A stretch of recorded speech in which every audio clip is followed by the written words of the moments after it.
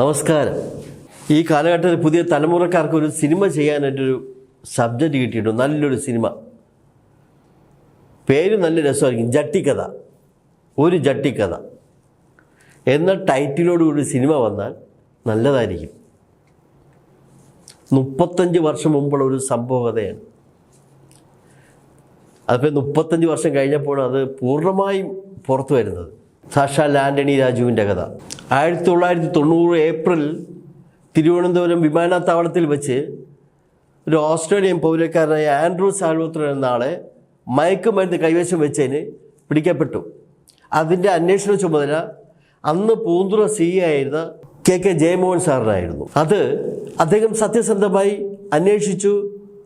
അത് കണ്ടുപിടിക്കപ്പെടുകയും കോടതിയിൽ സമർപ്പിക്കുകയും ചെയ്തു. കോടതി ഇദ്ദേഹം കുറ്റക്കാരനാണെന്ന് കണ്ടെത്തി 10 വർഷം കഠിന തടവ് ശിക്ഷിക്കുകയും ചെയ്തു.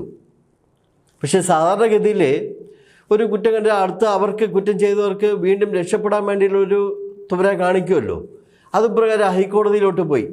ഇദ്ദേഹത്തിൻ്റെ അഡ്വക്കേറ്റ് ആൻ്റണി രാജു ആയിരുന്നു. അന്ന് അദ്ദേഹം ജൂനിയർ അഡ്വക്കേറ്റാണ്.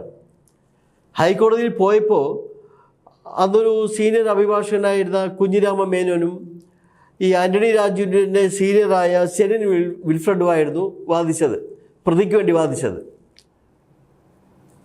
ഇതിനിടയിൽ ഇവരൊരു അപേക്ഷ കൊടുത്തിരുന്നു. പ്രതികളുടെ പേഴ്സണലായിട്ടുള്ള കാര്യങ്ങൾ തൊണ്ട് മുതലായിട്ട് പിടിച്ചുകൊണ്ട് തിരികെ വേണമെന്ന് തിരുവനന്തപുരം ജില്ലാ മജിസ്ട്രേറ്റ് കോടതിയിൽ അപേക്ഷ കൊടുത്തിരുന്നു. അതുപ്രകാരം തിരുവനന്തപുരം ജില്ലാ മജിസ്ട്രേറ്റ് കോടതി ഈ പ്രതിയുടെ പേഴ്സണൽ കാര്യങ്ങൾ തിരികെ കൊടുക്കണമെന്നുള്ളൊരു ഉത്തരവ് വന്നു. അതും പ്രകാരം ഈ തൊണ്ടി മുതലൊക്കെ അതിലുണ്ട്. അതെല്ലാം ഏറ്റുവാങ്ങിയതാരാണ്? ഈ ആൻ്റണി രാജു. പിന്നീടുള്ള കുറ്റപത്രത്തിൽ അത് പറയുന്നുണ്ട്, 4 മാസത്തോളം ആൻ്റണി രാജുവിൻ്റെ കയ്യിലാണ് ഇത് വച്ചിരുന്നത്. അത് ഞാൻ ഹൈക്കോടതിയിൽ പോയപ്പോൾ ഇതൊക്കെ വീണ്ടും ഹൈക്കോടതിയിൽ സമർപ്പിച്ചു. ഇവിടെ തിരിമറി നടത്താൻ ധാരാളം പോരെ സമയം. ഹൈക്കോടതിയിൽ പോയപ്പോൾ പ്രതിയുടെ അഭിഭാഷകർ വാദിച്ചു, ഇദ്ദേഹത്തിൻ്റെതല്ല അടിവസ്ത്രമെന്ന്, ഇദ്ദേഹത്തിൻ്റെ പാകമായിട്ടുള്ളതല്ല എന്ന്. കോടതിയിൽ വച്ച് തന്നെ ബഹുമാനപ്പെട്ട ജഡ്ജി അത് ധരിപ്പിച്ച് നോക്കി. ശരിയാണ്, പ്രതിക്ക് ചേരുന്നതല്ല, ചെറുതാണ്. പ്രധാനപ്പെട്ട തെളിവാണേ, നോക്കണേ. പ്രതിയെ വെറുതെ വിട്ടു. ഇതിപ്പം തെളിവില്ലല്ലോ, അയാളുടെ അടിവസ്ത്രം അല്ലല്ലോ, വെറുതെ വിട്ടു. അദ്ദേഹത്തിൻ്റെ രാജ്യത്ത് പോവുകയും ചെയ്തു. അവിടെ ചെന്നിട്ട് അദ്ദേഹം ഇപ്പോൾ വേറെ കേസിൽ ജയിലിലാണെന്ന് അറിയുന്നു. അത് കഴിഞ്ഞിട്ട് അദ്ദേഹം കുറച്ചാൾ കഴിഞ്ഞ് ഏതോ കൊലപാതക കേസിൽ ഓസ്ട്രേലിയയിൽ തന്നെ അദ്ദേഹം ജയിലടയ്ക്കപ്പെട്ടു എന്നാണ് പറയുന്നത്. ജയിലിൽ കിടക്കുമ്പോൾ ഇദ്ദേഹത്തിൻ്റെ ഒരു സഹതടവുകാരനായ ജോപോൾ എന്ന് പറയുന്ന ആളിനോട് ഈ കേരളത്തിൽ നടന്ന ഈ അടിവസ്ത്ര തിരിമറിയെക്കുറിച്ച് പറയുകയുണ്ടായി. ഇയാളുടെ അടുത്ത സുഹൃത്തും കൂടെ എന്തോ ആണ്. ഇയാളെന്ത് ചെയ്തു? അവിടുത്തെ ഓസ്ട്രേലിയൻ പോലീസിനോട് ഇതിനെപ്പറ്റി പറഞ്ഞു. ഓസ്ട്രേലിയൻ പോലീസ് ഇന്റർപോളിനെ അറിയിച്ചു. ഇന്റർപോൾ CBI അറിയിച്ചു. CBI കേരള പോലീസിനെ അറിയിച്ചു. വീണ്ടും അങ്ങനെ അന്വേഷണം പോയിക്കൊണ്ടിരുന്നു. അന്വേഷണം എഴഞ്ഞാണ് പോയിക്കൊണ്ടിരിക്കുന്നത്. അത് സ്വാധീനമല്ലാതെ എന്ത് പറയാൻ. അതിന് പേര് അന്വേഷണം എഴഞ്ഞ് പോയിക്കൊണ്ട് ഒരിടത്തും എത്താതെ കേസ് മുന്നോട്ട് പോയിക്കൊണ്ടിരുന്നു. TP സെൻകുമാർ സാർ ചാർജ് എടുത്തപ്പോൾ പിന്നെയും ഇത് രംഗത്ത് വരാൻ തുടങ്ങി. കാരണം ഈ ആദ്യ അന്വേഷണ ഉദ്യോഗൻ കെ ജയമോഹൻ സാറ് ഈ സെൻകുമാർ സാറിൻ്റെ കീഴിൽ വർക്ക് ചെയ്തിട്ടുണ്ട്. അപ്പം ഈ ജയമോഹൻ സാറിനെ കുറിച്ച് സെൻകുമാർ സാറിന് അറിയാം, സത്യസന്ധനായിട്ടുള്ളൊരു ഉദ്യോഗസ്ഥനാണെന്ന്. അങ്ങനെ വീണ്ടും ഇത് വയ്ക്കും. സെൻകുമാർ സാറ് DSP ആയിരുന്ന വക്കം പ്രഭയ്ക്ക് ഈ അന്വേഷണ ചുമതല കൈമാറി. 1 വർഷത്തിനുള്ളിൽ അന്വേഷണം കണ്ടെത്തുകയും ചെയ്തു, സത്യസന്ധത വെളിപ്പെടുത്തുകയും ചെയ്തു. പിന്നെ കോടതിയിലായിട്ടുള്ള വരവാണ് പിന്നെ ഈ നീണ്ടു പോയത്.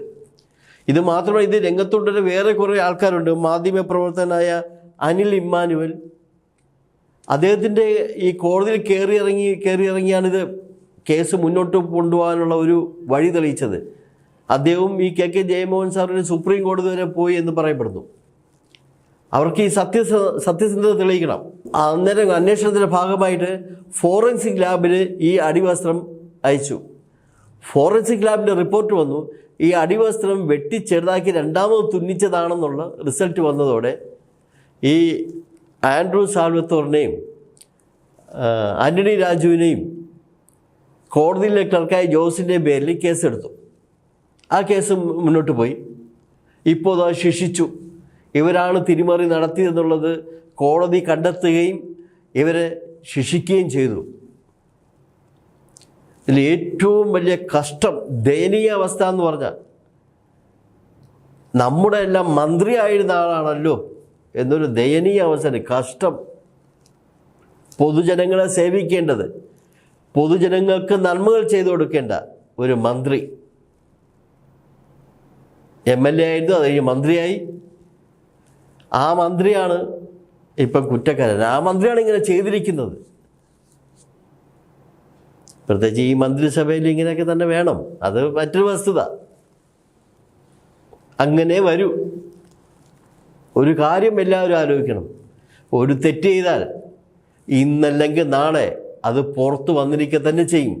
സത്യം ചിലപ്പോൾ പ്രത്യക്ഷത്തിൽ പെട്ടെന്ന് വന്നില്ലായിരിക്കാം, പക്ഷെ ഇന്നലെ നാളെ സത്യം സത്യമായിട്ട് തന്നെ പുറത്ത് വരും, അതിന് യാതൊരു സംശയവുമില്ല.